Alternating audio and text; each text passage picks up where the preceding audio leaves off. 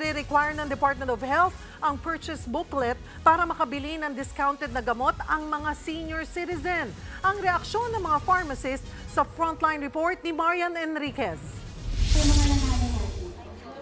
Bawas alalahanin na kinalolo't lola ang pagbitbit ng purchase booklet tuwing bibili ng gamot sa mga butika.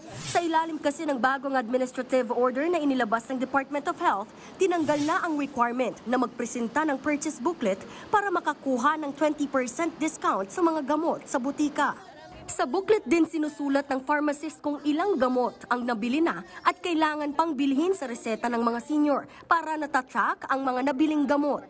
Pero sa ilalim ng nirepasong guidelines, pwede nang isulat direkta sa bitbit na reseta ang detalye ng mga biniling gamot imbis na sa mismong booklet. Ginagamit nila yung booklet, in fact gumawa pa sila ng tunay para mahuli yung mga peke.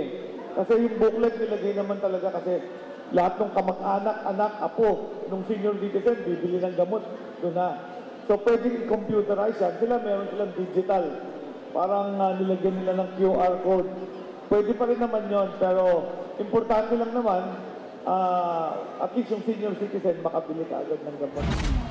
Pabor naman sa bagong guidelines ang ilang senior, lalo't hindi na raw sila mahasel na magbitbit lagi ng booklet para lang makadiskwento. Alam niyo naman yung mga senior, matatanda na, makakalimutin.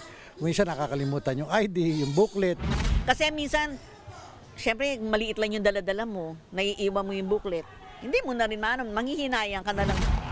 Ayon naman sa Philippine Pharmacists Association, pag-aaralan muna nila ang bagong kautusan ng DOH. Lalo't kailangan daw munang magkaroon ng mas maayos na interoperability system sa mga butika bago tuluyang alisin ang paggamit ng purchase booklet. We can benchmark how other countries are doing. Ang importante lang is ma-prevent natin yung potential abuse. Nagbabalita mula sa Frontline, Marian Enriquez, News 5. Mga kapatid, Cheryl Cosim po, huwag maging huli at maging una sa lahat sa balitaan.